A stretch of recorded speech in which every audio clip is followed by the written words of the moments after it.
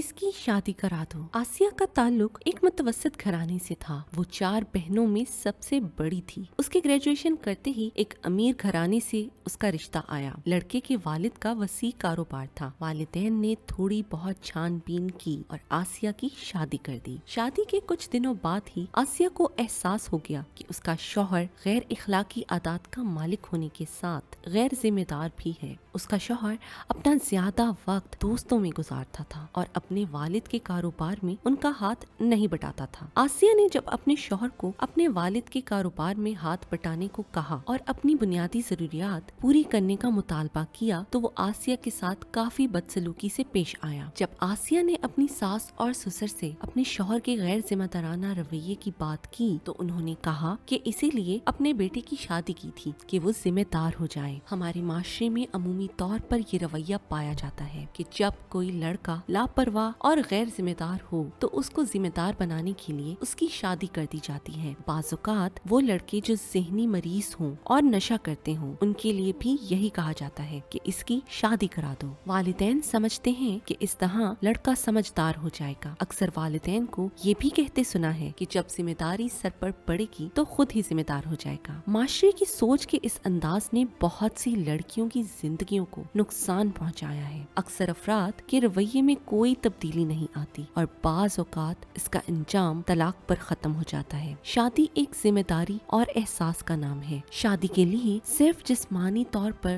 بالغ ہونا ضروری نہیں ہے بلکہ ذہنی اور جذباتی طور پر پختہ ہونا بھی ضروری ہے۔ والدین کو چاہیے کہ بچوں کی شادی سے پہلے یہ ضرور جان لیں کہ کیا ان کا بچہ ذہنی اور جذباتی طور پر اتنا پختہ ہو چکا ہے کہ وہ شادی جیسے مقدس رشتے کو ذمہ داری اور خوش اسلوبی سے نبھا سکے گا۔ نفسیات کی روح سے ذہنی اور جذباتی پختگی سے مراد انسان کے کسی بھی حالات میں معاشرتی اقدار کو مد نظر رکھتے ہوئے مناسب رد عمل کے اظہار کا نام ہے۔ انسان نہ صرف اپنے احساسات اور جذبات کو سمجھتا ہے بلکہ دوسروں کے احساسات اور جذبات کا بھی خیال رکھتا ہے۔ شادی میں 2 افراد ایک دوسرے کے ساتھ زندگی گزارنے کا عہد کرتے ہیں۔ خوشگوار زندگی کے لیے ضروری ہے کہ وہ ایک دوسرے کو سمجھیں۔ ذہنی طور پر مضبوط افراد ایک دوسرے کی خوبیوں اور خامیوں کو جانتے ہیں اور اپنی ذمہ داریوں کو سمجھتے ہیں۔ اپنے سے منسلک رشتوں کی بنیادی ضروریات کو پورا کرنا اپنا فرض سمجھتے ہیں۔ رشتوں کو محبت اور احترام دینا جانتے ہیں۔ ذہنی اور جذباتی طور پر پختہ انسان میں اتنی صلاحیت ہوتی ہے کہ وہ اپنی غلطیوں کو پہچاننے اور ان سے سبق حاصل کرے۔ اپنی عزت کے ساتھ ساتھ دوسروں کی عزت کا بھی خیال رکھے۔ اس کے رویے میں لچک ہوتی ہے اور وہ ہر بات منوانے کی کوشش نہیں کرتا۔